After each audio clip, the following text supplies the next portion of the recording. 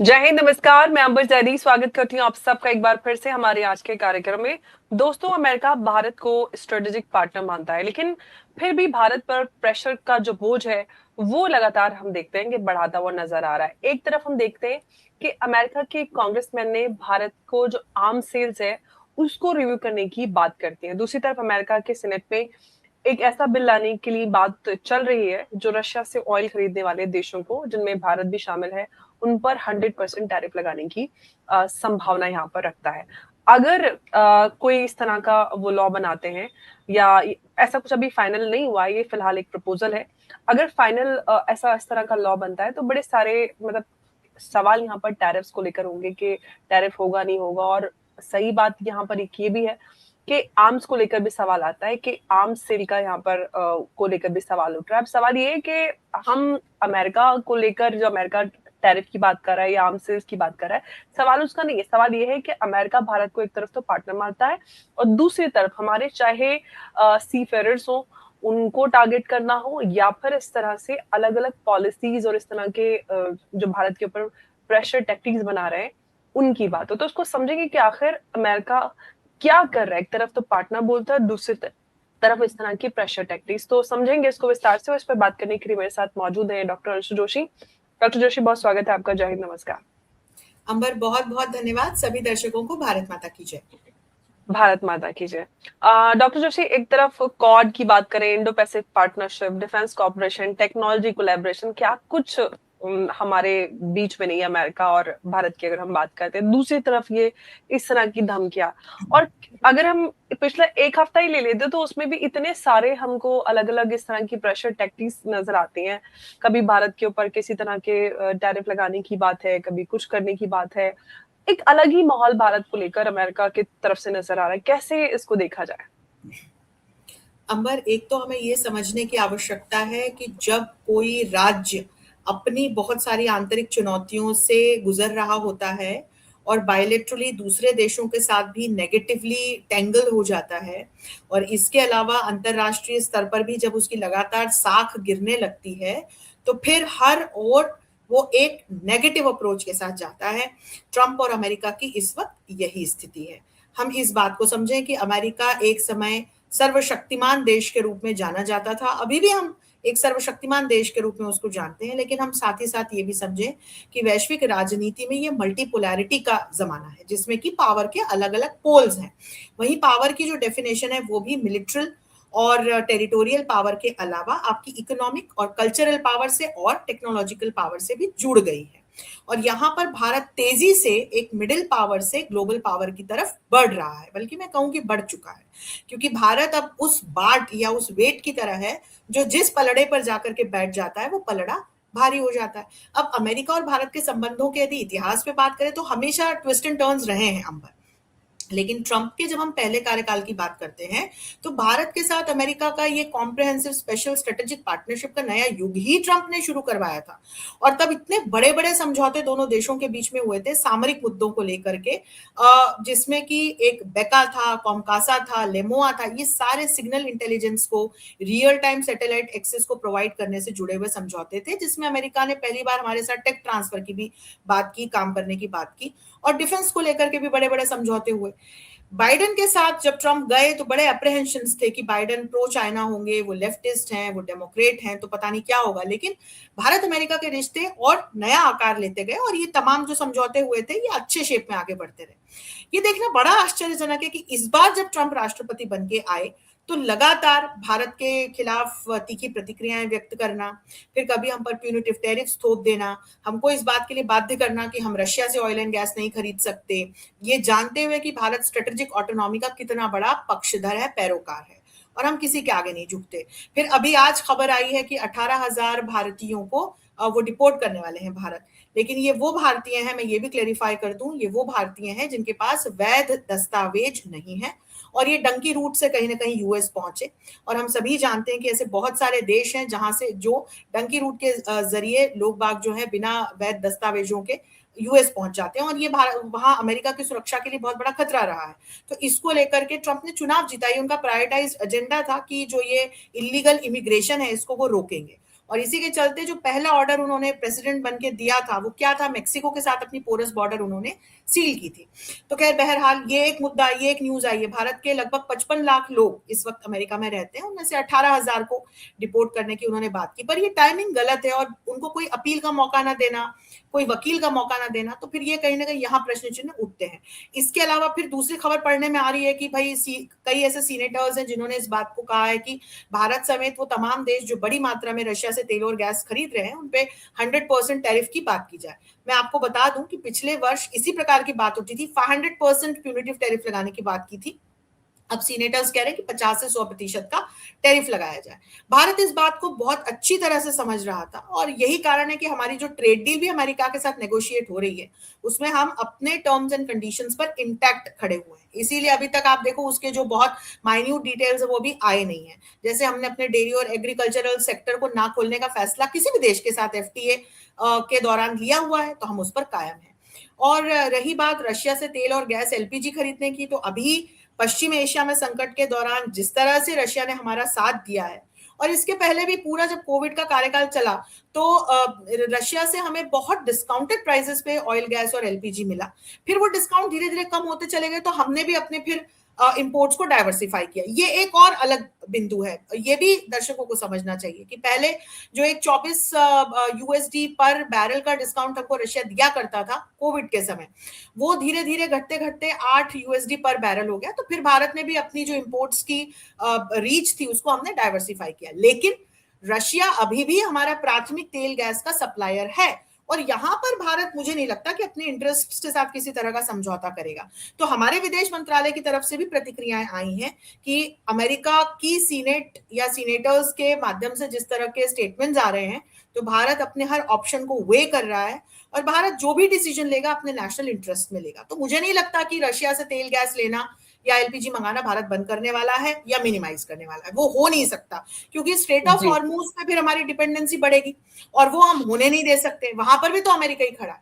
अच्छा, एक जी इस बिंदु में मैं ये लास्ट पॉइंट और जोड़ना चाहती हूँ कि जिस तरह से ट्रंप अपने होम टर्फ पे परेशान है, पश्चिम एशिया में परेशान है, ईरान के साथ परेशान है, चीजें सॉल्व नहीं हो पा रही है, एमओयू टिक नहीं पा रहा है युद्ध विराम का, तो ये क्या कर रहे हैं ना कि ये अब अपने इस टेंशन को बाहर दूसरे देशों के साथ में कहीं ना कहीं रिफ्लेक्ट कर दे रहे हैं और ये बहुत बड़ी डिप्लोमेटिक गलती कर रहे हैं। भारत जैसा देश जो हमेशा अमेरिका के साथ खड़ा रहा है उसके साथ अपने रिश्ते खराब करके ट्रंप को कुछ मिलने वाला तो है नहीं। अभी हमारे 2 शिप्स पर अटैक कर दिया था जिसमें एक नाविक की जान चली गई। अगर इस तरह की एक्शंस जो हैं वो सामने आती रहेंगी तो फिर निश्चित तौर पर रिश्ते खराब होंगे और इनका असर फिर इंडो पैसिफिक पे दिखाई पड़ेगा। क्वाड जैसे फिर जो मल्टीलेटरल इंस्टीट्यूशंस है उन पे दिखाई पड़ेगा। अंबर, तो ये अब ट्रंप के लिए सोचने समझने का समय है। लेकिन एक सवाल मैं आपसे डॉक्टर जोशी करना चाहती हूँ, ये मेरी अपनी पर्सनल अंडरस्टैंडिंग के लिए भी है कि अमेरिका आखिर भारत से क्या एक्सपेक्टेशंस रखता है कि वो रशिया और चाइना के खिलाफ एकदम क्लियर जो स्ट्रेटेजिक अलायंस है उस तरह की कुछ ऐसा कुछ रखे, उनके खिलाफ एकदम आ जाए, जो वो चाहे वो करे। क्या आखिर क्या चाहता है अमेरिका भारत से?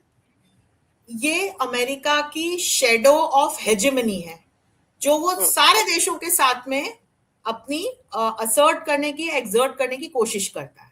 तो ट्रंप का ये मानना है कि हम सर्वशक्तिमान हैं, हमारी वैश्विक राजनीति में हेजेमनी रहे, वैश्विक राजनीति में सिर्फ अमेरिका का परचम लहराए, जो अब नहीं हो सकता, वो पॉसिबल ही नहीं है। वो कंसेप्चुअली फैक्चुअली वो पॉसिबल नहीं है।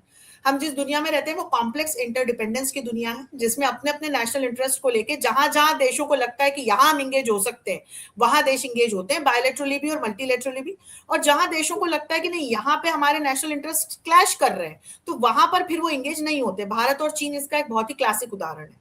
अब अमेरिका भारत से लगातार इस प्रकार की एक्सपेक्टेशंस रखता आया है कि जैसे फॉर एग्जांपल कि ईरान के खिलाफ खुलकर भारत अमेरिका के साथ खड़ा हो, जबकि पश्चिम एशिया को लेकर के भारत का रुख बिल्कुल स्पष्ट है। हम 2 स्टेट सोल्यूशन की बात करते हैं कि पैलेस्टीन को भी एक संप्रभु देश की मान्यता मिलनी चाहिए और इजराइल को भी एक संप्रभु देश के रूप में स्वीकारा जाना चाहिए। और हम खाड़ी के देशों को, अरब दुनिया के देशों को और इजराइल को, दोनों को ये बात समझाने का प्रयास करते हैं, अमेरिका को भी। अच्छा, फिर ट्रंप की एक्सपेक्टेशन रहती है कि हम पाकिस्तान के साथ की तरह बिना किसी शर्त अमेरिका के साथ झुक जाएं, खड़े रहें। वो भारत का एक देश के रूप में स्वभाव ही नहीं है अंबर। भारत कठिन से कठिन परिस्थिति में भी किसी देश के सामने आज तक नहीं झुका, तो अब क्या झुकेगा। और फिर ट्रंप को ऐसा लगता है कि मल्टीलैटरल इंस्टीट्यूशंस जैसे कि ब्रिक्स, इनमें भारत की भूमिका बहुत तेजी से बढ़ी है पिछले 10-11 वर्षों में। और ब्रिक्स जैसे संगठनों के माध्यम से डी डॉलराइजेशन की जो प्रक्रिया चल रही है, जो हमारी वैश्विक अर्थव्यवस्था है ना, वो डॉलर बेस्ड है, डॉलर डोमिनेट करता है हमारी वैश्विक अर्थव्यवस्था को। तो इसमें ट्रंप का या अमेरिका का बहुत बड़ा फायदा है। दूसरा, खाड़ी देशों के साथ जिस तरह से एक प्रबंध कर रखा है अमेरिका ने कि भाई हम तुम्हें सिक्योरिटी अम्ब्रेला देंगे, तुम अपना तेल गैस यूएसडी में बेचोगे, तो वो एक डॉलराइज्ड इकोसिस्टम रहेगा, पेट्रो डॉलर की जो दुनिया है ये। तो ट्रंप हमसे एक्सपेक्ट करते हैं कि हम ये डी डॉलराइजेशन की प्रोसेस में कहीं से कहीं तक भागीदार ना बने। लेकिन जो ये डी डॉलराइजेशन की बात है, जिसमें अपनी अपनी लोकल करेंसी को मजबूत करने की बात है, अपनी लोकल करेंसी में आदान प्रदान की ट्रेड की बात, जैसे भारत और रशिया का रूपी और रूबल में व्यापार होता है, ये एक एग्जाम्पल है। तो वहां पर फिर ट्रंप को भारत एक खतरे के रूप में नजर आता है। वहां पर फिर उनको ये लगता है कि भारत तो जाकर के चीन और रशिया का साथ दे रहा है, जबकि ऐसा नहीं है। हम अपने नेशनल इंटरेस्ट को सिक्योर कर रहे हैं, हम अपनी डिपेंडेंसी किसी देश पर नहीं बनने दे रहे हैं, हम अपनी संप्रभुता को सुरक्षित रखे हुए हैं। तो ट्रंप को ये फ्रॉम द अदर साइड समझना पड़ेगा कि हमारे नेशनल इंटरेस्ट्स क्या है। तो जहां जहां कन्वर्जेंसेस हैं वहां वहां अभी भी हम एक साथ हैं, और जहां जहां थोड़े डाइवर्जेंसेस दिखाई पड़ते हैं वहां पर फिर हम अलग होते हुए दिखाई पड़ते हैं। अच्छा, यहाँ एक और इंटरेस्टिंग बिंदु जोड़ूं कि बीते कुछ महीनों में हमने ये देखा है कि जो यूरोपियन देश थे और विशेषकर नाटो, तो नाटो का जो संगठन है वो बहुत कमजोर पड़ता हुआ हमको दिखाई पड़ रहा है। वहां पर ट्रंप की या अमेरिका की जो भूमिका है, ये देश उसे पसंद नहीं कर रहे हैं, और अब धीरे धीरे करके जो वहां पर असर्ट करता है अमेरिका अपनी प्लेस, भाई नाटो अमेरिका का ही बनाया हुआ एक मिलिट्री अलायंस है, तो अमेरिका को ऐसा लगता है कि भाई ये तो मेरा बनाया हुआ मिलिट्री अलायंस है, यहाँ पर मेरी चलेगी। लेकिन नाटो के देशों ने जिस तरह से प्रतिक्रियाएं दी हैं, विशेषकर रशिया यूक्रेन युद्ध के संदर्भ में, तो वहां पर भी एक रिफ्ट और ड्रिफ्ट नजर आता है। तो यूरोप के देशों ने ना धीरे धीरे करके ड्रिफ्ट करना शुरू किया अमेरिका से, और अब वो ड्रिफ्ट करके कहां पहुंचे, भारत के साथ पहुंचे, भारत के साथ एफटीए किया। उर्सुला वॉन भारत के साथ अपनी एफटीए को मदर ऑफ ऑल डील्स कह रही है। तो ये भी थोड़ा ट्रंप को मुझे लगता है कि चिढ़ाने वाला या उनको डिस्टर्ब करने वाला एक इस प्रकार का इवेंट रहा है, जिसको लेकर कि वो कंसर्न नजर आते हैं, क्योंकि भारत की शक्ति तेजी से बढ़ रही है और अमेरिका की जो एक हेजेमनिक पावर रही है वो डिक्लाइन हो रही है। तो अमेरिका इस वक्त एक डिक्लाइनिंग पावर है, भारत इस वक्त एक राइजिंग पावर है। तो ट्रंप को लगता है कि जब मेरे पिछले कार्यकाल में मैंने इतने अच्छे स्ट्रेटेजिक रिलेशंस बनाए भारत के साथ, वो बने रहे और भारत मेरी सुने। लेकिन ये उनको समझने की आवश्यकता है कि जहां हमारे नेशनल इंटरेस्ट्स मिलेंगे, जैसे कि आतंकवाद के खिलाफ लड़ाई, वहां हम साथ में काम करेंगे। लेकिन जहां हमारे इंटरेस्ट नहीं मिलेंगे, जैसे कि रशिया से तेल और गैस लेने का हमारा अपना डिसीजन, तो वहां पर हम अमेरिका की बात नहीं सुन सकते, हम नहीं झुक सकते। तो ये कारण है अंबर कि लगातार जो है ट्रंप की तरफ से इस तरह की भारत के विरुद्ध या भारत को लेकर के नकारात्मक स्टेटमेंट्स और एक्शंस हम होते हुए देख रहे हैं। अच्छा अंशु जी, बात मैं आपसे समझना चाहती हूँ ये कि अगर जो ये 100% टैरिफ का जो प्रपोजल है, इस तरह का ये अगर लॉ बन जाता है, तो जो इंडिया और यूएस ट्रेड है, एक्सपोर्ट्स हैं और जो सप्लाई चेन है, उस पर क्या हम प्रभाव पड़ते हुए देखेंगे? अंबर, हमने तो पहले ही प्यूनिटिव टैरिफ्स झेल लिए, और इस तरह का यदि कोई ये लोग बिल पास करते हैं और 50 से 100% के बीच का टैरिफ लगाने की ये बात कर रहे हैं, और भारत समेत ऐसे 4 देश हैं जिन पर ये टैरिफ लगाने की बात कर रहे हैं। लेकिन भारत इस बात को समझ रहा था, और यहाँ पर हमको ये समझने की आवश्यकता है कि भारत और अमेरिका के बीच का जो कुल व्यापार है उसमें लगभग 48 बिलियन यूएसडी का ट्रेड सरप्लस रहा है। इसलिए अमेरिका, भारत का, इसलिए अमेरिका के साथ हमारा जो ट्रेड है वो हमारे लिए इंपॉर्टेंट रहा। लेकिन बीते महीनों में जिस तरह से हमें झटके मिले, प्यूनिटिव टैरिफ्स हमने झेले, तो हमने अपने डोमेस्टिक मार्केट को मजबूत किया, हमने अपने मैक्रो इकोनॉमिक्स को करेक्ट करते हुए अपनी आउटरीच को डाइवर्सिफाई किया, नए मार्केट्स एक्सप्लोर किए, नए एफटीएस किए। तो फॉर एग्जाम्पल, हमने जो ईयू के साथ एफटीए साइन किया है और जो एक हिस्टोरिक डिफेंस फ्रेमवर्क भी साइन किया है, उसमें हमने इस बात को सुनिश्चित किया है कि अगले 3 सालों में हम टचिंग 100 बिलियन यूएसडी तक का ट्रेड सरप्लस अचीव कर सके इन यूरोपियन देशों के मार्केट्स को एक्सप्लोर करके और वहां से अपने यहाँ पर निवेश ला करके। और यूरोप के कई देश ऐसे हैं जिनके पास बड़ी मात्रा में संचित धन है, उनके पास जो पेंशन फंड्स हैं, now they want to invest into India. तो ये बहुत सारी ऐसी छोटी छोटी बातें हैं और एक्शंस हैं जिनको लेकर के हम इस बात को बहुत अच्छे से समझ रहे थे कि अब हम किसी एक देश के ट्रेड सरप्लस पर अपनी इकोनॉमिक्स को निर्भर नहीं रख सकते। तो हमने लगातार इस पर काम किया और काम किया, तो आज हमारे जो पैर हैं वो मजबूती से जमे हुए अंबर, इकोनॉमिकली यदि मैं आपको कहूं तो। आप देखो पश्चिम एशिया का इतना संकट हो गया, चाइना, जापान, साउथ कोरिया, खुद अमेरिका जैसे देशों को 40 से 60% की मूल्य वृद्धि करनी पड़ी अपने यहाँ पर।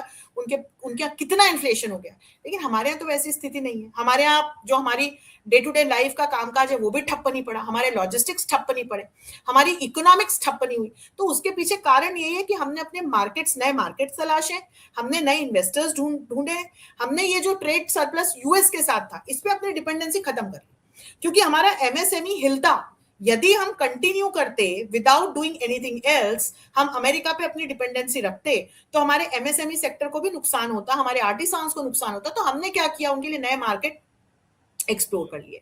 तो हमने साउथ ईस्ट एशिया में, यूरोप में, ऑस्ट्रेलिया में, न्यूजीलैंड में जाकर के हमने इन देशों के साथ एफटीएस किए, ऑर्गेनाइजेशनली भी और बायलैटरली भी। और हमने ये इस बात को सुनिश्चित किया कि हम अपनी जो अर्थव्यवस्था है उसको किसी एक देश पर निर्भर ना रखते हुए उसको हम डाइवर्सिफाई करें और उसे मजबूत बनाएं। तो अब यदि इस प्रकार के कोई टैरिफ लगते भी हैं तो फिर मुझे लगता है कि अब एक तो इसमें भी घाटा अमेरिका का होगा, क्योंकि फिर अमेरिका में इन्फ्लेशन बहुत बढ़ेगा। मैं आपको ये भी बता दूं, अमेरिका में बेरोजगारी के अवसर बनेंगे और ऐसी कई अमेरिकन कंपनीज हैं जिनको बंद होने का भी खतरा उठाना पड़ सकता है यदि इस तरह के टैरिफ हम पर लगे। तो फार्मास्यूटिकल्स का उद्योग बुरी तरह से प्रभावित हो सकता है, और ये तो अभी गुड्स की बात है। सर्विसेज की यदि बात करें तो फिर अमेरिका को बहुत नुकसान होगा। तो लेट्स सी कि अभी उसके माइन्यूट डिटेल्स क्या आते हैं, पर मुझे लगता नहीं है कि ये हो सकता है कि अभी एक धमकी हो। मुझे लगता नहीं है कि इस तरह के टैरिफ भारत या किसी भी देश पर अमेरिका को लगाने चाहिए। रिपोर्ट्स तो डॉक्टर जोशी ये हैं कि भारत जो है वो अमेरिका की टर्म पर नहीं आ रहा है, तो और पीयूष गोयल जी जो है वो अपने टर्म्स के साथ सामने एकदम वैसे ही खड़े हुए हैं, तो इसीलिए शायद अमेरिका ये सारी चीजें कर रहा है। लेकिन एक और बात है यहाँ पे इंटरेस्टिंग कि हम देखते हैं अमेरिका जो है उसके जितने भी स्ट्रेटेजिक पार्टनर्स हैं उनको अनकंफर्टेबल फील करा रहा है, और ये सभी स्ट्रेटेजिक पार्टनर्स के साथ अमेरिका कर रहा है इंक्लूडिंग भारत। तो इसके पीछे क्या मंशा, क्या उद्देश्य अमेरिका का है? अगर इस बार मुझे लगता है कि ट्रम्प बहुत सारे मिस कैलकुलेशंस कर रहे हैं, और ये उनके अपने मिस कैलकुलेशंस हैं या उनके एडवाइजर्स के मिस कैलकुलेशंस हैं, ये हमको समझना होगा। जापान जैसे देश के साथ अमेरिका के जिस तरह के रिश्ते रहे हैं, जापान की जिस तरह से एक सिक्योरिटी अम्ब्रेला का काम अमेरिका ने किया है, जापान ने कभी अपनी मिलिट्री नहीं बनाई। तो वो जापान जब अपने जीडीपी का लगभग 2% अपनी सेना के पुनर्निर्माण को दे देता है अपने बजट में, और अपने रीमिलिटराइजेशन की जब घोषणा करता है, तो ये बहुत बड़ी खबर है। ये हम सबको समझने की बात है कि ये स्ट्रेटेजिकली कितना बड़ा निर्णय है जो जापान ने लिया। फिर हम देखें कि गल्फ कंट्रीज भी कहीं कहीं से हमको ये स्वर आते हैं कि ठीक है, मतलब हमारे यहाँ यूएस बेसिस है, लेकिन इसका हमको बहुत बड़ा खामियाजा भुगतना पड़ा है। आप यूरोपियन देशों की ओर देखो, वो धीरे धीरे ट्रम्प की इस प्रकार की हरकतों, स्टेटमेंट्स की वजह से अलग होते जा रहे हैं। आप नाटो को देखो, नाटो में एक हमको डिवीजन क्लियर कट दिखाई पड़ता है, जिसमें कि यूरोप के देश ट्रम्प के सामने हमको खड़े हुए दिखाई पड़ते हैं। वो ट्रम्प की बातों को अब इको नहीं करते। और ट्रम्प किन देशों के साथ जाकर बैठ रहे हैं, पाकिस्तान जैसे देश के साथ। मतलब जहां ओसामा बिन लादेन मिला, वो ऐसा देश की आपकी धरती को हिलाने वाला जो आतंकवादी है उसको आपने वहां मारा, वहां पाया गया। ऐसे देश के साथ कि आप कसीदे काट रहे हो, ऐसे देश के साथ अपने रिश्तों को आप आगे लेकर के जा रहे हो, तो फिर यहां समझ में आता है कि ट्रम्प को हुआ क्या। फिर यहाँ प्रश्न उठता है कि क्या हुआ है, क्योंकि पिछले साल ईरान और अमेरिका के युद्ध में पाकिस्तान को कंटेन करने के लिए मैंने सोचा कि ट्रम्प ने शायद आसिम मुनीर को लंच पर बुलाया, और वो नहीं चाहते होंगे कि जो ईरान और पाकिस्तान के बीच की बॉर्डर है उसके जरिए पाकिस्तान या चीन कोई मदद ईरान को भेजे। ठीक है, तो वो एक शॉर्ट टर्म उनका प्लान होना चाहिए था, लेकिन वहां क्रिटिकल मिनरल्स एक्सप्लोर करने के लिए अग्रीमेंट्स करना, उनके पोर्ट डेवलप करने के लिए अग्रीमेंट्स की बात करना, अपने दामाद को, अपने एडवाइजर्स को वहां पर भेजना, पाकिस्तान की मध्यस्थता की बात करना युद्ध में, जिसको कि ईरान जैसा देश भी नकार दे रहा है। तो फिर यहाँ प्रश्न चिन्ह उठता है कि जब आप जापान जैसे देश, साउथ कोरिया जैसे देश, भारत जैसे देश, और ये सारे शांति प्रिय देश हैं अंबर, ये ऐसे देश हैं जो किसी देश पर आगे रहकर जाकर आक्रमण नहीं करते, none of us do that, हमारी फॉरेन पॉलिसीज में नहीं है ये। तो आप अगर ऐसे देशों के साथ अपने रिश्ते खराब करोगे तो at the end of the day आपको क्या मिलेगा? तो मल्टीलेटरल प्लेटफॉर्म्स पे भी कहीं ना कहीं फिर एक कमजोर होते हुए दिखाई पड़ेंगे as a leader and as a nation, क्योंकि जब बायलेटरल रिश्ते दो देशों के मजबूत होते हैं तो वो मल्टीलेटरल प्लेटफॉर्म पर जब सेम वॉइस दो देशों की इको होती है तो बड़ी मजबूत आवाज वो बनती है। भारत यही कारण है कि अलग अलग देशों के साथ बायलेटरली अपने संबंध बेहतर कर रहा है, क्योंकि जब फिर हम ग्लोबल इंस्टीट्यूशनल रिफॉर्म्स की बात करते हैं तो चाहे किसी कॉन्टिनेंट के, लैटिन अमेरिका के, अफ्रीका के, यूरोप के, एशिया के, सारे देश भारत की बात को रिफ्लेक्ट करते हैं, इको करते हैं। जब भारत कहता है कि भाई आतंकवाद के खिलाफ लड़ाई होनी चाहिए तो सभी देश भारत की बात का समर्थन कहते हैं। जब भारत कहता है कि ग्लोबल साउथ के देशों को नेतृत्व मिलना चाहिए तो यूरोप के देश भी, पश्चिम के देश भी भारत की बात का समर्थन करते हैं कि हाँ भाई, this is the time for global south nations to proceed forward. तो इस बात को हमको समझने की जरूरत है कि यहां पर ट्रंप उल्टा काम कर रहे हैं, और वो क्यों कर रहे हैं ये बहुत बड़ा प्रश्न चिन्ह है। अपने सेल्फ इंटरेस्ट को, अपने बिजनेस इंटरेस्ट को ध्यान में रखते हुए, या अपने परिवारजन के बिजनेस इंटरेस्ट को ध्यान में रखते हुए, या अपनी एडवाइजर्स की सलाह पर वो जो कुछ भी कर रहे हैं उसके आगे चल करके नकारात्मक परिणाम ही अंबर सामने आते दिखाई पड़ेंगे। लेकिन ये तो है, अमेरिका में जो आम लोग हैं उनमें डिससेटिस्फेक्शन तो नजर आ रहा है, क्योंकि ऑफ कोर्स जब से ये ट्रेड वॉर और ये वेस्ट एशिया कॉन्फ्लिक्ट, ये सारी चीजें हुई हैं, कहीं ना कहीं इन्फ्लेशन हो, बेरोजगारी हो, अमेरिका में बहुत ज्यादा बढ़ी है और आम आदमी उससे काफी प्रभावित हो रहा है। लेकिन डोनाल्ड ट्रंप को शायद पड़ी नहीं है, हालांकि वो अमेरिका फर्स्ट और मागा और पता नहीं क्या क्या करते थे, लेकिन फिलहाल उन सारी चीजों से बहुत दूर नजर आ रहे हैं। आपको क्या लग रहा है कि जो वादे उन्होंने किए थे उनमें से तो उन्होंने कोई पूरा नहीं किया?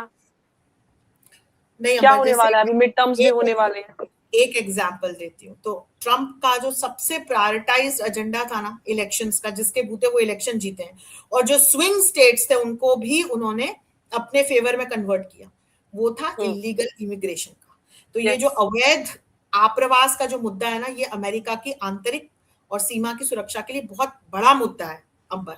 और हम समझे, हम अपने ऊपर उदाहरण लेकर के देखें।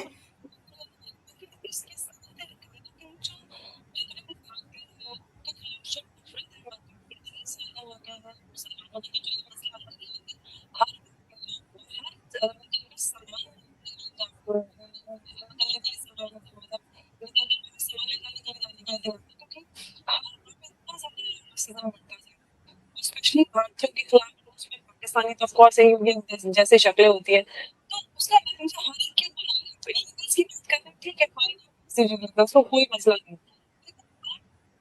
देश के अंदर एक ऐसा माहौल बना रहे हैं, और महंगाई तो ऑफ कोर्स बढ़ी रही है और इन्फ्लेशन भी है, वेस्ट एशिया वॉर में इतना ज्यादा खर्चा कर रहा है अमेरिका, तो क्या स्थिति आपको नजर आ रही है? मिड टर्म में क्या हो रहा है? जी देखो, एक तो नवंबर में अभी इलेक्शंस होने ही वाले हैं। यही कारण है कि बार बार ट्रंप कभी बाहर की ओर ध्यान देते हैं, जनता का ध्यान ईरान की ओर डाइवर्ट करने की कोशिश करते हैं, कभी इलीगल इमिग्रेशन की ओर डाइवर्ट करने की कोशिश करते हैं। क्योंकि मैं इसी बिंदु पर आना चाह रही थी कि इलीगल इमिग्रेशन एक बहुत बड़ा इशू है अमेरिकन के लिए, और इसको लेकर के ट्रंप ने वाकई में अच्छी पॉलिसीज बनाई।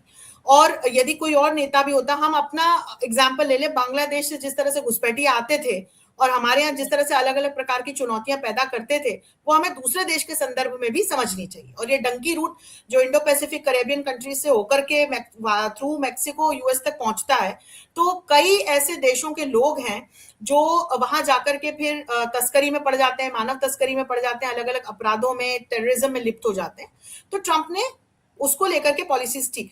लेकिन अब यहां पर उनको कैटेगराइज करना चाहिए कि ऐसे देश जैसे कि भारत, जिनके नागरिक वहां बड़े शांतिप्रिय तरीके से रहते हैं, वो वहां के सुरक्षा के लिए कोई चुनौतियां पैदा नहीं करते, तो उनके साथ, और यदि आप एक ऐसा देश, पाकिस्तान जैसा देश, जिसके वहां पर इलीगल इमिग्रेंट्स रह करके अलग अलग अपराधों में सम्मिलित हैं, तो उनको आप सेम तराजू में नहीं तोल सकते। दूसरी बात, इलीगल इमिग्रेशन का जो मुद्दा है उसको आप अपने इकोनॉमिक पॉलिसीज जो आपकी फ्लॉप हो गई उससे ध्यान डाइवर्ट कराने के लिए इस्तेमाल नहीं कर सकते, क्योंकि जनता वाकई परेशान है, बेरोजगारी है, इन्फ्लेशन है, बहुत हाई है, और जिस तरह का खर्च अमेरिका ने अभी वेस्ट एशिया में किया है, तो उसको लेकर के भी जनता तो परेशान है। हालांकि यूएस की जिस तरह की हम इकोनॉमी देखते हैं, या यूएस की यदि हम पावर की बात करें, तो चाहे मिलिट्री पावर हो या इकोनॉमिक पावर हो, हम सभी जानते हैं कि भाई विश्व में नंबर 1 है। लेकिन फिर भी जब आप युद्ध में जाकर के युद्ध लड़ते हो तो उसका एक खर्चा होता है जो आपकी अर्थव्यवस्था पर एक्सपोनेंशियली पड़ता है। इसके अलावा आप जब राष्ट्रपति बन के आए तो पहले ही बहुत सारी आर्थिक और घरेलू चुनौतियां आपके सामने थी। जी। तो फिर इन आर्थिक चुनौतियों को तरजीह ना देते हुए दूसरे जो इन्होंने अलग अलग मैं कहूं कि खोल लिए ना दूसरे दरवाजे प्लेटफॉर्म। खोले। हाँ, और ये अलग अलग जिस तरह से इंगेज हुए तो और जबकि उसकी इन्होंने पीस की बात की थी कि मैं पीस लाऊंगा, रशिया यूक्रेन वॉर रोकूंगा, और इन्होंने तो तो और मोर्चे खोल दिए। युद्ध युद्ध रोकने की तो बात छोड़िए, खुद ईरान के साथ ट्रंप इंगेज हो गए। और वही दूसरा तो बोलिए, ये और जो मोर्चे नोबेल खोल पीस दिए इन्होंने प्राइज की तो। बात की और ये तमाम जो चीजें, फिर वेनेजुएला में इन्होंने जिस तरह से किया, झंडे में अपने कनाडा को, ग्रीनलैंड को अपना पार्ट बता दिया। तो ये जो सारी चीजें हैं, और अमेरिका को ना एक डेमोक्रेटिक देश के रूप में पूरे विश्व में जाना जाता है। मतलब इस बात के लिए तो हमें सल्यूट करना चाहिए अमेरिकन जनता का कि डेमोक्रेटिक वैल्यूज जो है वो वहां पर वाकई बहुत मच्योर है, बहुत अच्छी हैं। तो यदि आपका जो एक देश के रूप में मूलभूत स्वभाव रहा है, आप उससे जब ड्रिफ्ट करना शुरू करोगे तो फिर समस्याएं आनी शुरू हो जाएंगी। और इस वक्त ट्रंप की जो पॉलिसीज है उसकी वजह से यही कारण है कि एक फ्रिक्शन हमको अब जनता और ट्रंप के बीच में दिखाई पड़ रही